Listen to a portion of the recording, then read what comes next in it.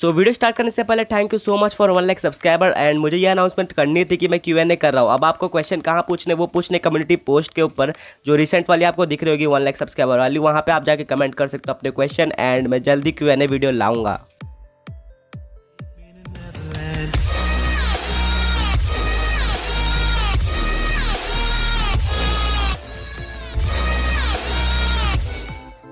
सो hey guys welcome back, स्वागत है आप सभी लोगों का एक और नई वीडियो में। सो गाइस हमारे रियल वर्ल्ड की तरह पोकेमॉन वर्ल्ड में भी 3 जेंडर एग्जिस्ट करते हैं, जो कि male, female and genderless. And almost हर एक पोकेमॉन जब इवॉल्व होता है तो वो जेंडर चेंज नहीं करता, मतलब कि जो जेंडर का उसका प्री एवोल्यूशन था उसी जेंडर का वो होता है। बट पोकेमॉन वर्ल्ड में ऐसे 7 पोकेमॉन्स एग्जिस्ट करते हैं जो कि इवॉल्व होने के बाद या तो जेंडर चेंज कर लेते हैं या फिर जेंडर पे बेस्ड इवॉल्व होते हैं। यानी कि अगर वो फीमेल है तो अलग पोकेमॉन में इवॉल्व होंगे एंड अगर मेल है तो अलग पोकेमॉन में। एंड ऑफ कोर्स वो लोग एक ही इवोल्यूशन लाइन से बिलोंग करते हैं। तो आज के इस वीडियो के अंदर हम उन्हीं 7 पोकेमॉन्स के बारे में बात करेंगे। सो डेफिनेटली वीडियो काफी यूनिक होने वाली है एंड आपको वीडियो में काफी मजा आएगा। तो वीडियो का भी से एक लाइक करते चलो, चैनल को सब्सक्राइब करके बेल आइकन को प्रेस कर देना। एंड अभी के लिए वीडियो को स्टार्ट करते हैं, लेट्स गेट स्टार्टेड। नंबर 7 स्नोरंट। तो स्नोरंट एक होइन रीजन का यानी कि जनरेशन 3 का आइस टाइप पोकेमॉन है। सो ऐश ने भी एक स्नोरंट को पकड़ा था जो कि उसने जनरेशन 3 यानी कि होइन में पकड़ा था एंड वो ऐश के टीम में भी था। और अभी तक स्नोरंट ऐश का इकलौता आइस टाइप पोकेमॉन है बिकॉज उसने लैप्रेस को रिलीज कर दिया था। एंड ऐश का स्नोरंट एक मेल पोकेमॉन था जो कि हमें उसके इवॉल्व होने से पहले ही पता चल गया था। बट आगे जाके वो ग्लेली में इवॉल्व हो जाता है तो कंफर्म हो जाता है कि वो एक मेल स्नोरंट था। क्योंकि अगर आपको नहीं पता तो स्नोरंट एक ब्रांच एवोल्यूशन पोकेमॉन है, यानी कि वो 2 पोकेमॉन्स में इवॉल्व होता है। सबसे पहला तो स्नोरंट है। तो अगर आपके पास एक स्नोरंट है एंड अगर आपको उसको एक ग्लेली में इवॉल्व करना है तो उसके लिए बस एक ही रिक्वायरमेंट है, जो कि है वो स्नोरंट मेल होना चाहिए। एंड अगर वो मेल होता है तो आपको उसको रेस करना पड़ेगा 42 लेवल तक। एंड जब वो 42 लेवल का हो जाएगा तो वो अपने आप ग्लेली में इवॉल्व हो जाएगा, मतलब आपको और कोई प्रोसेस नहीं करनी पड़ेगी। एंड इसका जो सेकंड एवोल्यूशन है वो है फ्रोस्लैश। तो अगर आपने एक स्नोरंट पकड़ा एंड वो अगर फीमेल है तो आप उसको फ्रोस्लैश में इवॉल्व कर सकते हो। अब सबसे पहले तो आपको बिल्कुल ग्लेली की तरह उसको लेवल 42 तक लेके जाना होगा एंड उसके बाद आपको इसको डॉन स्टोन के सामने एक्सपोज करना है। एंड फिर वो स्नोरंट इवॉल्व हो जाएगा फ्रोस्लैश में, जिसकी टाइपिंग आइसन घोष टाइप है, यानी कि इसके पास एक एडिशनल टाइपिंग अगर हम ग्लेली से कंपेयर करें। बट आगे जाके जेन 6 में यानी कि कैलोस में ग्लेली को एक मेगा एवोल्यूशन मिल जाता है जहां पे फ्रोस्लैश को कोई भी मेगा नहीं मिला था। तो इस वजह से भले ही फ्रोस्लैश के पास एक एक्स्ट्रा टाइपिंग है बट ग्लेली यहाँ पे मेगा इवॉल्व हो सकता है, जो कि बहुत बड़ा प्लस पॉइंट है। नंबर 6 अजूरिल। तो अजूरिल एक डुअल टाइप की नॉर्मल एंड फेरी टाइप की बेबी पोकेमॉन है जो कि जनरेशन 3 में अपीयर हुई थी, यानी कि इंट्रोड्यूस करवाई गई थी। और जब कैलोस में फेरी टाइप इंट्रोड्यूस करवाया गया तो इसको भी एक फेरी टाइपिंग मिल गई थी। उससे पहले एक प्योर नॉर्मल टाइप पोकेमॉन थी। और अजूरिल पोकेमॉन मैरिल एंड अजूमरिल का प्री एवोल्यूशन है, यानी कि बेबी फॉर्म है, जो कि बाद में इंट्रोड्यूस करवाई गई थी इन दोनों ही पोकेमॉन से। अब देखो, ना ही ये पोकेमॉन अपना जेंडर चेंज कर सकती है एंड ना ही इसके पास एक ब्रांच एवोल्यूशन है, बट एक ग्लिच की वजह से इस लिस्ट में ये जगह बनाती है। और वो ग्लिच हमें देखने को मिली थी जनरेशन 3 यानी कि होइन से लेकर जनरेशन 5 तक, यानी कि यूनोवा तक। और इस ग्लिच में जब आप एक फीमेल अजूरिल को इवॉल्व करते थे मैरिल में तो 3 में से एक चांसेस होते थे कि ये मेल बन जाए, यानी कि फीमेल से मेल में ट्रांसफॉर्म हो जाए। मतलब कि जब भी पोकेमॉन गेम्स के अंदर कोई एक अजूरिल को इवॉल्व करता था जो कि फीमेल होती थी तो 3 में से एक अजूरिल मेल में टर्न हो जाती थी, यानी कि कन्वर्ट हो जाती थी। तो भले ही एक एरर हो बट स्टिल ये तो पॉसिबल था कि हम इसका जेंडर चेंज कर सकते हैं। Number 5 Salandit. तो सैलैंडिड एक जनरेशन 7 का poison and fire type Pokemon है एंड हो सकता है मैं इसका नाम मिस प्रोनाउंस कर रहा हूँ तो उसके लिए माफ कर देना। तो सैलैंडिड का जेंडर रेशियो 87.5% मेल होता है एंड 12.5% फीमेल होता है। मतलब मेल के मुकाबले फीमेल सैलैंडिड बहुत ज्यादा रेयर होती है। मतलब कि आप मेल को फाइंड कर लोगे काफी इजीली बट फीमेल को फाइंड करना काफी ज्यादा मुश्किल है। और अगर आप एक मेल सैलैंडिड को पकड़ते हो या फिर ओन करते हो तो आप उसको इवॉल्व कर ही नहीं सकते, मतलब वो एक ही स्टेज का पोकेमॉन होता है। बट अगर आपको 12.5% चांसेस में से भी अगर एक फीमेल सैलैंडिड मिल जाता है लकीली तो आप उसको इवॉल्व कर सकते हो लेवल 33 पे ले जाके सेलेजल में। तो हायर इस पोकेमॉन का पूरी तरह से जेंडर पे बेस्ड एवोल्यूशन है, यानी कि अगर ये फीमेल होता तभी जाके ये इवॉल्व हो सकता है एक सेलेजल में एंड अगर ये मेल होता तो इवॉल्व भी नहीं होता, जो कि काफी अनफेयर है।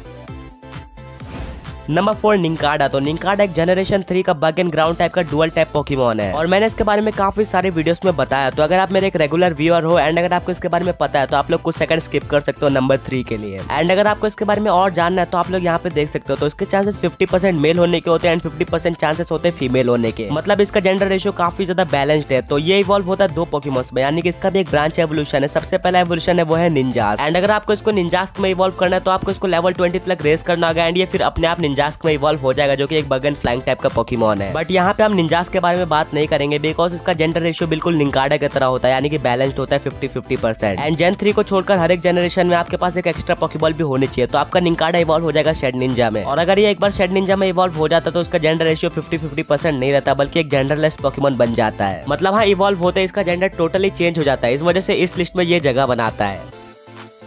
तो आगे बढ़ने से पहले एक पॉक क्विज, तो वो कौन सा मूव है जिसके जरिए रेक्वाजा मेगा इवॉल्व हो सकता है एंड उसके बिना नहीं हो सकता, उस मूव का नाम आप कमेंट बॉक्स में बताओ। नंबर 3 बर्मी, तो बर्मी एक जनरेशन 4 का प्योर बग टाइप पोकेमॉन है और इस पोकेमॉन के पास अलग अलग फॉर्म होते हैं या फिर हम कहें इसके पास अलग अलग कपड़े होते हैं जो कि ये बदलता रहता है और वो सारे के सारे पत्ते झाड़ या फिर आप कपड़े कुछ भी कह लो वो सारे चेंज होते हैं उस हिसाब से जहाँ पे इसने लास्ट बैटल की है, मतलब लास्ट बैटल के हिसाब से चेंज होते हैं और वो सारे के सारे अलग अलग आइडेंटिफाई किए जाते हैं। सबसे पहला प्लांट क्लोक होता है, सेकंड होता है सैंडी क्लोक एंड थर्ड होता है ट्रैश क्लोक। तो इस पोकेमॉन के पास भी एक ब्रांच एवोल्यूशन है एंड इसका एवोल्यूशन जेंडर पे डिपेंडेंट होता है, मतलब अगर ये अलग जेंडर का हुआ तो किसी और अलग पोकेमॉन में इवॉल्व होगा और इसके इवॉल्व होने का तरीका काफी इजी है समझने में। तो अगर आपके पास एक फीमेल बर्मी है तो इवॉल्व होगा वार मैडम में जिसका नाम है मैडम आता है, तो आप काफी इजीली क्लासिफाई कर सकते हो। और अगर आपके पास एक मेल बर्मी है तो इवॉल्व होगा मॉथिम में जो कि बग एंड फ्लाइंग टाइप का पोकेमॉन होता है जो कि 100% मेल होता है इवॉल्व होने के बाद। और अगर बर्मी वार मैडम में इवॉल्व होता है तो उसके पास 3 फॉर्म होते हैं जिनकी टाइपिंग अलग अलग होती है। प्लांट क्लोक की बग एंड ग्रास टाइप होती है, सैंडी क्लोक की बग एंड ग्राउंड टाइप होती है एंड ट्रैश क्लोक की बग एंड स्टील टाइप होती है। और वार मैडम 100% फीमेल होती है एंड दोनों ही पोकेमॉन लेवल 20 पे इवॉल्व होते हैं।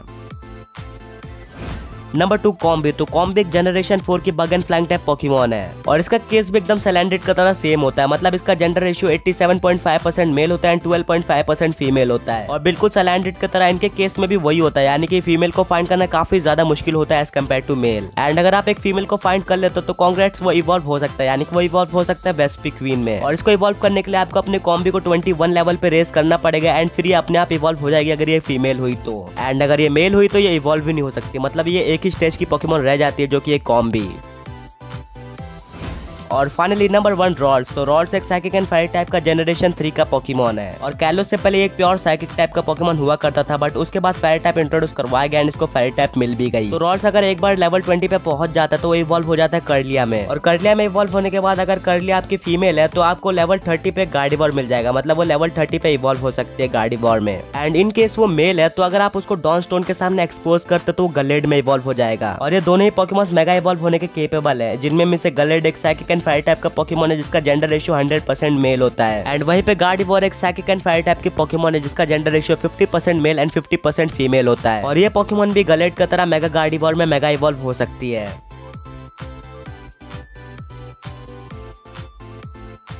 तो गाइस ये तो वो सारे पोकेमॉन जिनका एवोल्यूशन जेंडर पे बेस्ड है, यानी कि वो जेंडर पे बेस्ड इवॉल्व होते हैं या फिर वो इवॉल्व होने के बाद जेंडर ही चेंज कर लेते हैं। तो आई होप आप लोगों को आज की वीडियो भी पसंद आई होगी एंड अगर आई है तो वीडियो को लाइक कर देना, चैनल को सब्सक्राइब करके बेल आइकन को प्रेस कर देना एंड हाँ लाइक हिम 2000 लाइक्स का hope you all complete it. And अगर आपके पास कोई क्वेश्चन है तो मैं रिपीट कर दे तो आप लोग कम्युनिटी टैब में जाकर रिसेंट वाले पोस्ट में पूछ सकते हो। तो मिलेंगे ऐसे ऑसम कंटेंट के साथ, अंटिल देन पीस आउट।